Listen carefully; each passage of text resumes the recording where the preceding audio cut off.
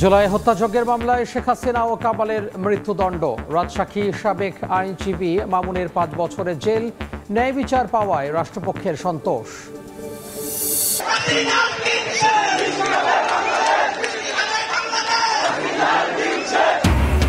শেখ হাসিনা কামালের ফাঁসির রায়ে উচ্ছ্বসিত শহীদ পরিবার ও জুলাই যোদ্ধারা। মাইল ফলক বলছে রাজনৈতিক দলগুলো। নির্বাচনের আগে সাজা কার্যকরের দাবি। লালদিয়া টার্মিনাল নির্মাণে ডেনমার্কের প্রতিষ্ঠানের সঙ্গে চুক্তি সই। পানগাঁও কন্টেইনার টার্মিনাল পরিচালনায় সুইজারল্যান্ডের কোম্পানির সঙ্গে চুক্তি। এবং বরিশালে ফুটপাত থেকে সড়ক সবখানে দখলদারদের দৌরাত্ম্য। উচ্ছেদের মাস না পেরুতে ফের দখল। মাসে অর্ধ কোটি টাকার চাঁদাবাজি হয় কেবল সড়ক থেকেই।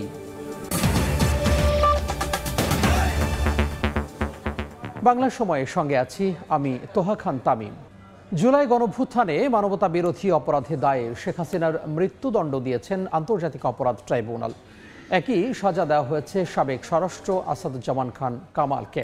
তবে রাজসাক্ষী হওয়ায় সাবেক আইজিপি চৌধুরী আবদুল্লাহ আল মামুনকে 5 বছরের কারাদণ্ড দিয়েছেন ট্রাইব্যুনাল। এ রায়কে যুগান্তকারী আখ্যা দিয়েছেন অ্যাটর্নি জেনারেল ও প্রসিকিউশন। তবে রায়ে কষ্ট পাওয়ার কথা জানিয়েছেন রাষ্ট্রনিযুক্ত আসামি পক্ষের আইনজীবী। We have decided to inflict her with only one sentence, that is sentence of death. July গণঅভ্যুত্থানে মানবতাবিরোধী অপরাধের প্রথম মামলার রায়। অভিযুক্ত 3 আসামির 2 জন শেখ হাসিনা ও আসাদুজ্জামান খান কামাল ভারতে পলাতক। আর কাঠগড়ায় থাকা সাবেক পুলিশ মহাপরিদর্শক চৌধুরী আবদুল্লাহ আল মামুন আসামি থেকে রাজসাক্ষী। নির্ধারিত সময়ের প্রায় 1.5 ঘন্টা পর সোমবার দুপুর 12:30টার দিকে রায় পড়া শুরু করেন বিচারপতি গোলাম মর্তুজা মজুমদারের নেতৃত্বাধীন 3 সদস্যের বেঞ্চ। 2.5 ঘন্টা ধরে পড়া হয় 6 ভাগে বিভক্ত 453 পৃষ্ঠার রায়ের সারসংক্ষেপ। রায়ে শেখ হাসিনা ও আসাদুজ্জামান খান কামালের বিরুদ্ধে মানবতাবিরোধী অপরাধের প্রমাণ মেলায় 2 জনের মৃত্যুদণ্ড ঘোষণা করেন ট্রাইব্যুনাল। মৃত্যুদণ্ড হওয়ার মতো অপরাধ করলেও রাজসাক্ষী হয়ে সত্য প্রকাশ করায় 5 বছরের কারাদণ্ড দেয়া হয় চৌধুরী আবদুল্লাহ আল মামুনকে।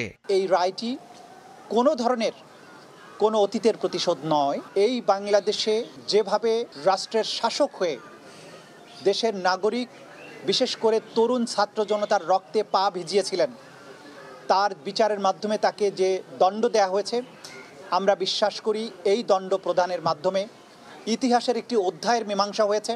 একই সঙ্গে দেশে থাকা হাসিনা কামালের সব সম্পত্তি বাজেয়াপ্ত করারও আদেশ দিয়েছেন বিশেষ ট্রাইব্যুনাল। সাজাপ্রাপ্ত আসামি শেখ হাসিনা এবং আসাদুজ্জামান খান কামালের যত সম্পদ বাংলাদেশে আছে সকল সম্পদকে বাজেয়াপ্ত করে রাষ্ট্রের অনুকূলে ন্যস্ত করা হবে এবং সেখান থেকে রাষ্ট্র সকল শহীদ পরিবারকে যথোপযুক্ত ক্ষতিপূরণ প্রদান করবেন, সকল আহত পরিবারকে যথোপযুক্ত ক্ষতিপূরণ প্রদান করবেন। রায়কে যুগান্তকারী হিসেবে অভিহিত করেছেন অ্যাটর্নি জেনারেল।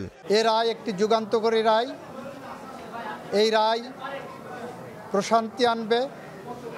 এ রায় ভবিষ্যতের জন্য একটি বার্তা।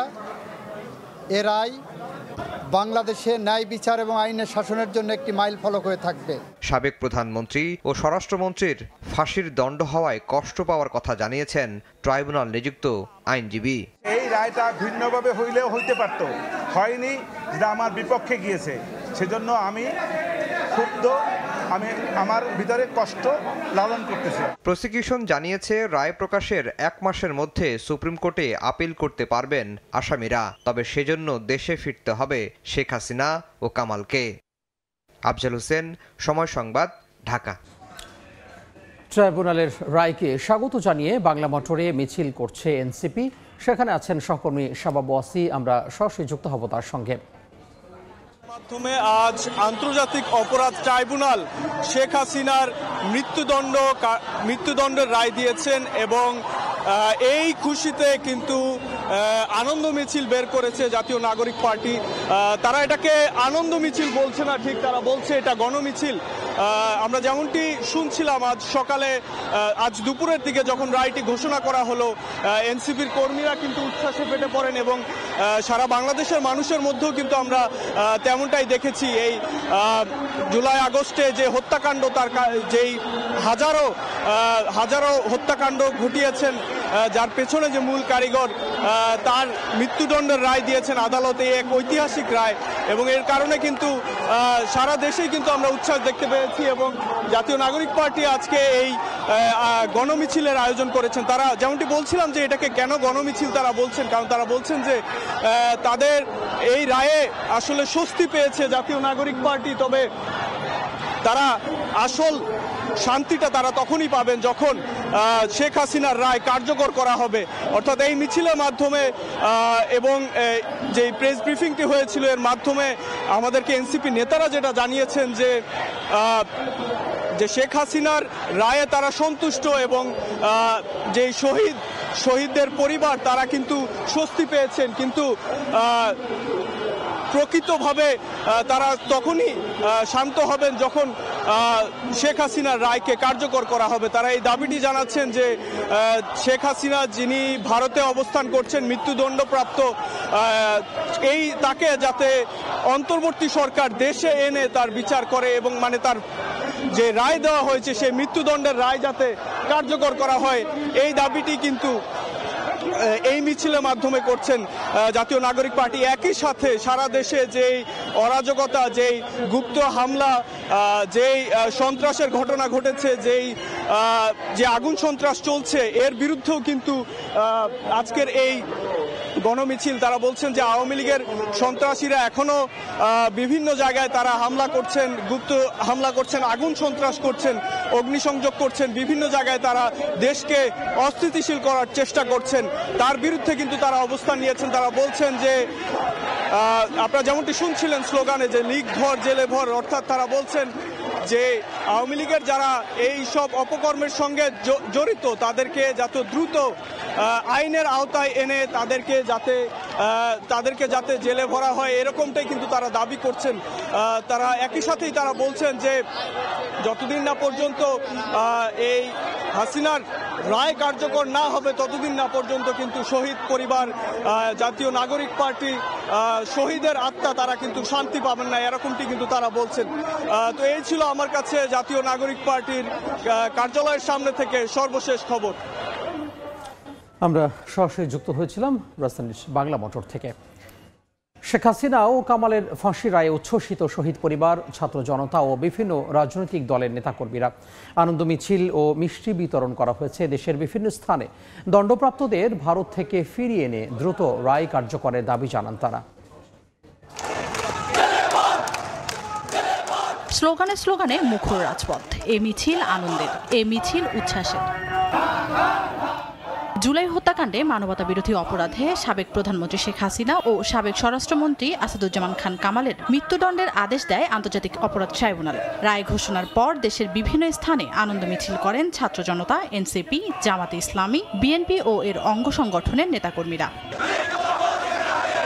শেখ হাসিনাকে ভারত থেকে ফিরিয়ে এনে দ্রুত রায় কার্যকরের দাবি জানান শহীদ আবু সাইদের বাবা মকবুল হোসেন। এই রায় ক্ষমতার অপব্যবহারকারী রাজনৈতিকবিদদের জন্য দৃষ্টান্ত বলে মনে করেন তার মা ও ভাই। শুনি অবশ্যই আমি খুশি হয়েছি, কিন্তু আরো যারা শহীদ হয়েছে তাদেরও যেন খুশি হয়। ভারত থেকে আনে অতি দূরত্ব গতিতে যেন ফাঁসি কার্যকর করে বাংলার মাটিতে কার্যকারী জানি হয়, এটাই আমার চাওয়া। আমরা আমাদের ভাই হারাইছি, আমরা তো ভাইকে ফিরে পাবো না, কিন্তু আমরা যেন সচক্ষে আমাদের ভাইদের খুনিদের যেন বিচারটা দেখে যাইতে পারি। রায়ে সন্তোষ প্রকাশ করেছে অভ্যুত্থানে শহীদ চট্টগ্রামের ছাত্রদল নেতা ওয়াসিম আকরামের পরিবারও। এখন রায় কার্যকরের অপেক্ষা পরিবারটির। রায় হয়েছে বালা, আমরা আনন্দিত, কিন্তু ওদিনও আনন্দিত হব যেদিন রায়টা কার্যকারী হয়। খুলনায় মিষ্টি বিতরণ ও আনন্দ মিছিল করেছে ছাত্র জনতা। শুধু রায় দেওয়া নয়, দ্রুত কার্যকর না হলে সংগ্রাম চলবে বলেও জানায় ছাত্র জনতা।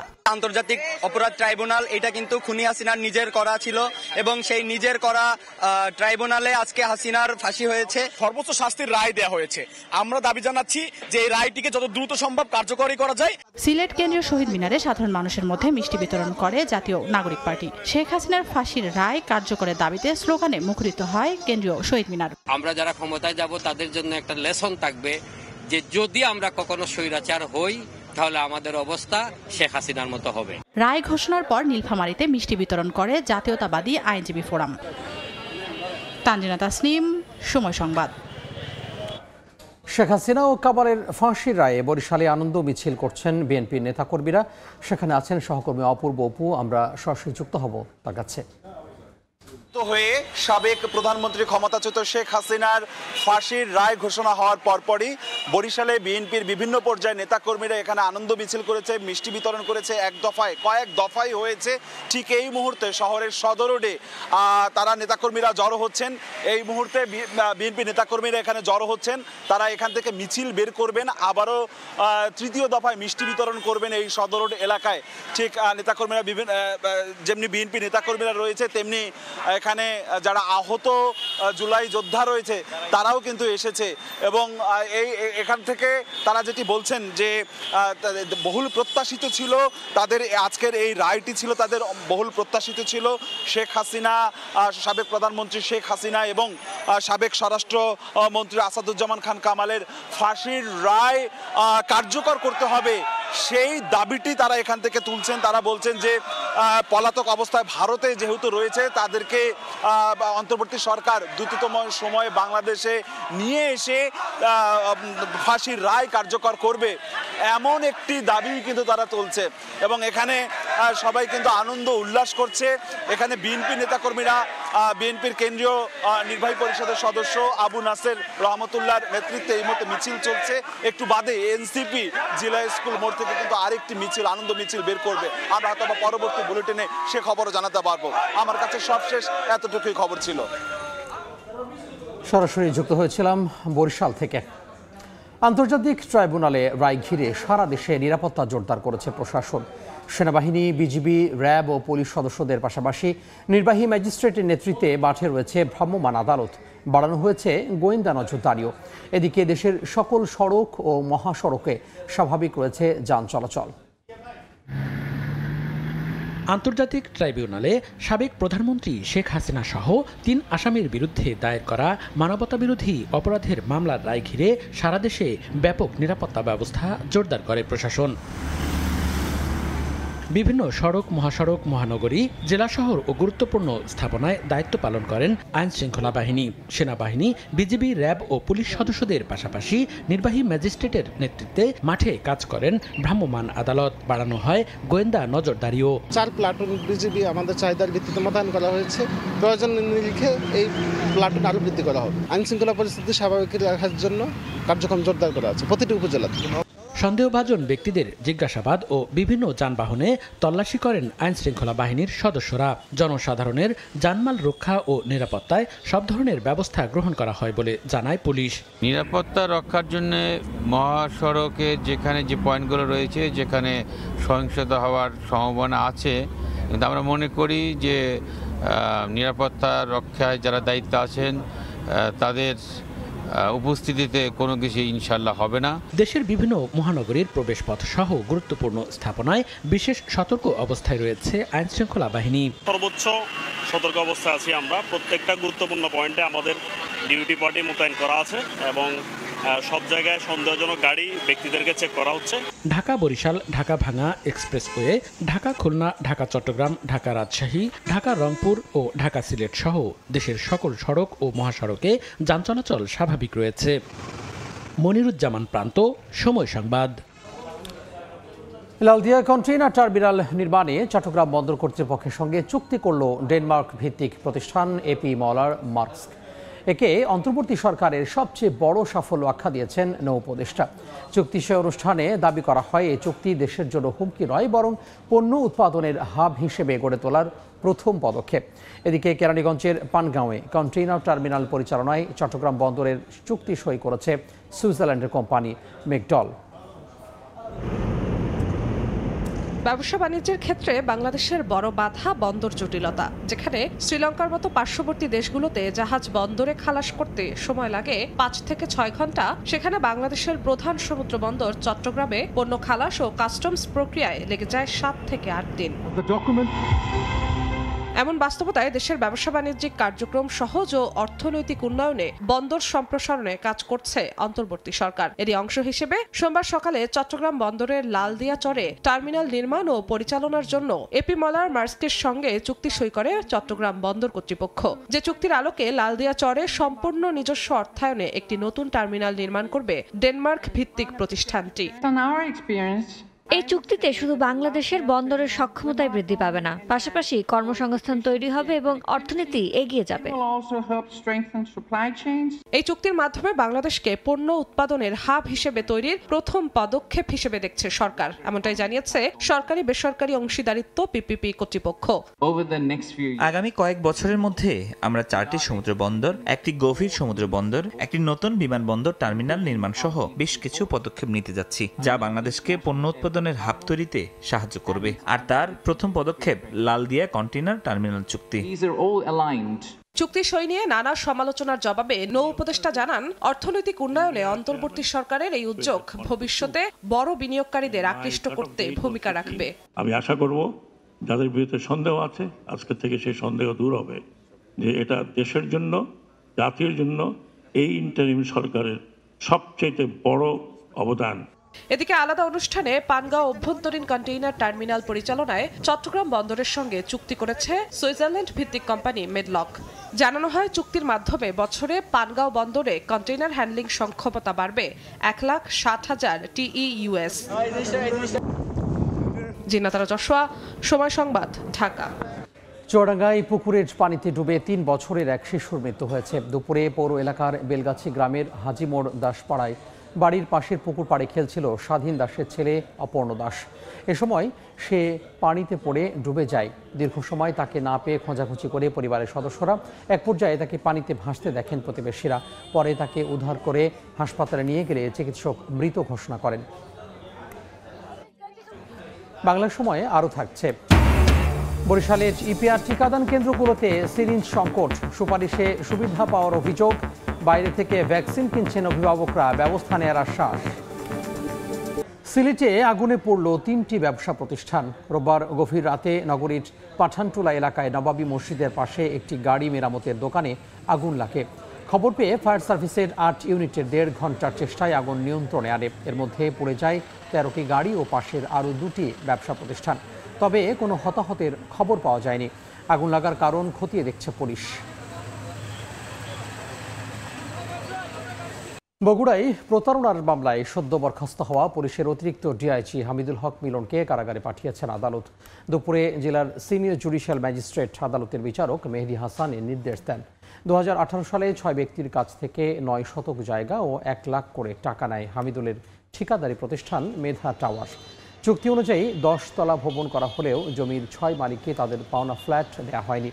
পরে 2024 সালের 21 আগস্ট ডিআইজি হামিদুলের বিরুদ্ধে প্রতারণার মামলা করেন জাহিদুর রহমান তোফা নামে এক ভুক্তভোগী। ওই মামলায় আজ আদালতে হাজির হয়ে বিচারক মিলনকে কারাগারে পাঠায়। ঝিনাইদহে প্রবাসী মাহবুব হত্যা মামলার প্রধান আসামি রবিউল ইসলামকে গ্রেফতার করা হয়েছে। গোপন সংবাদের ভিত্তিতে রোববার রাতে জেলা শহরের আদর্শপাড়া এলাকা থেকে তাকে গ্রেফতার করে র্যাব। জিজ্ঞাসাবাদ শেষে সকালে তাকে থানায় সোপর্দ করা হয়। এর আগে শনিবার সকালে সদরের কালা গ্রামে জমি নিয়ে বিরোধের জেরে প্রতিপক্ষের লোকজন কুপিয়ে হত্যা করে কম্বোডিয়া প্রবাসী মাহবুবকে। রাতেই নিহতের ভাই বাদী হয়ে 13 জনের নাম উল্লেখ সহ আরও 12 জনকে আসামি করে থানায় হত্যা মামলা করেন। নিরবচ্ছিন্ন গ্যাস সরবরাহ ও পে স্কেলের দাবিতে বিক্ষোভ মিছিল ও সমাবেশ করেছেন ব্রাহ্মণবাড়িয়ার আশুগঞ্জ সার কারখানা শ্রমিক কর্মচারীরা। সকালে কারখানার প্রধান ফটকের সামনে অবস্থান নেন তারা। এই সময় বক্তারা জানান, কারখানাটিতে গ্যাস সরবরাহ বন্ধ থাকায় গত 1 মার্চ থেকে ইউরিয়া উৎপাদন বন্ধ রয়েছে। এছাড়া একই কারখানার শ্রমিক কর্মচারীদের জন্য 2টি বেতন কাঠামো রয়েছে। শিগগিরই দাবি মানা না হলে আরও কঠোর আন্দোলনের হুঁশিয়ারি দেন আন্দোলনকারীরা। বরিশাল জেনারেল হাসপাতাল ও শেরেবাংলা মেডিকেল কলেজ হাসপাতালের ইপিআর টিকাদান কেন্দ্রগুলোতে সিরিঞ্জ সংকট দেখা দিয়েছে। অভিভাবকদের অভিযোগ, কেউ বিশেষ সুপারিশে আসলে তাকে টিকা দেওয়া হয়। এ কারণে সরকারি হাসপাতালে না পেয়ে বাইরে থেকে টিকার ব্যবস্থা করছেন অনেকে। তবে শিগগিরই ইপিআর টিকাদান কেন্দ্রগুলোতে সিরিঞ্জ পৌঁছে দেওয়ার আশ্বাস সিভিল সার্জনের। মেহেদী হাসান বাপির রিপোর্ট। নবজাতককে টিকা দিতে অভিভাবকদের লম্বা লাইন, হাসপাতালে দীর্ঘ সময় অপেক্ষা করেও অনেককে ফিরতে হচ্ছে টিকা না দিয়েই।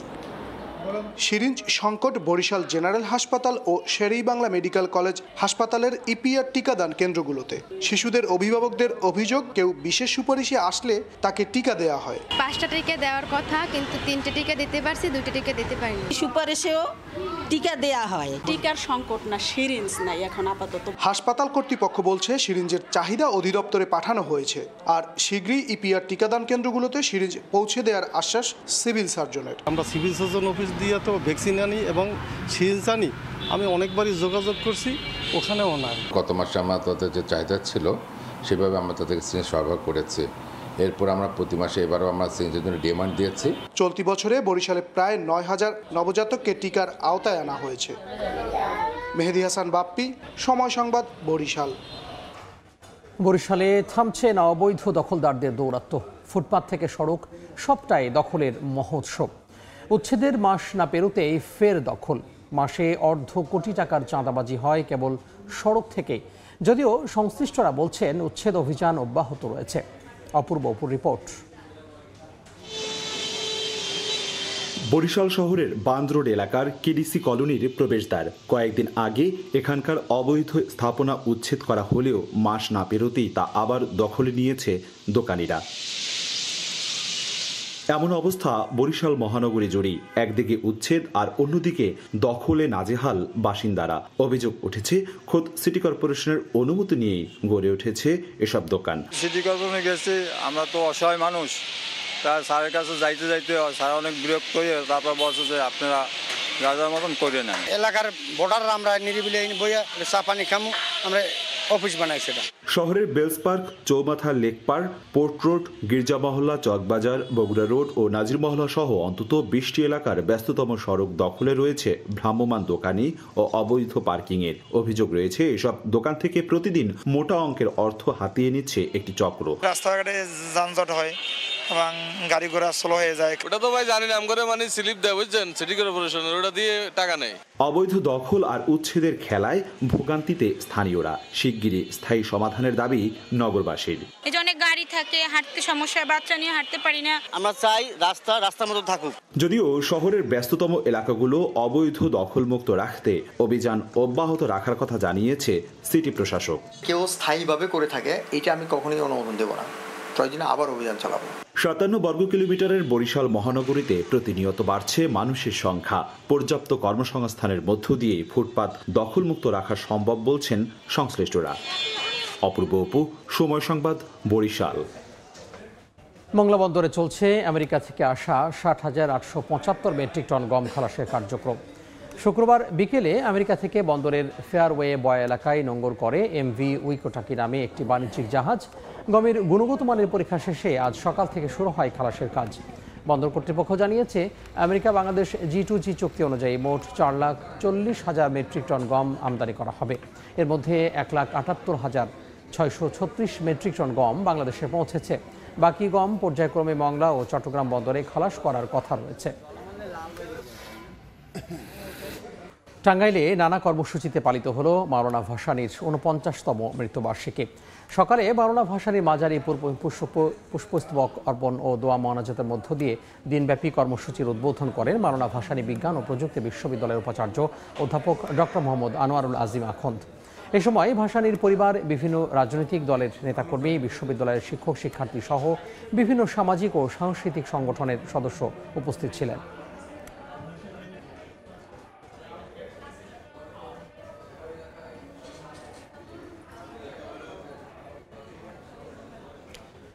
বাংলা সময়ের শীর্ষ সংবাদগুলো জানিয়ে দিব আরও একবার।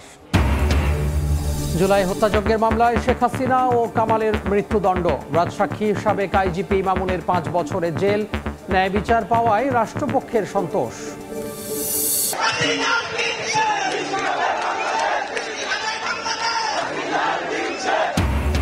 শেখ হাসিনা কামালের ফাঁসির রায়ে উচ্ছ্বসিত শহীদ পরিবারের ও জুলাই যোদ্ধারা। মাইল ফলক বলছে রাজনৈতিক দলগুলো নির্বাচনের আগে সাজা কার্যকরের দাবি। এবং লালদিয়া টার্মিনাল নির্মাণে ডেনমার্কের প্রতিষ্ঠানের সঙ্গে চুক্তি সই। পানগাঁও কন্টেইনার টার্মিনাল পরিচালনায় সুইজারল্যান্ডের কোম্পানির সঙ্গে চুক্তি।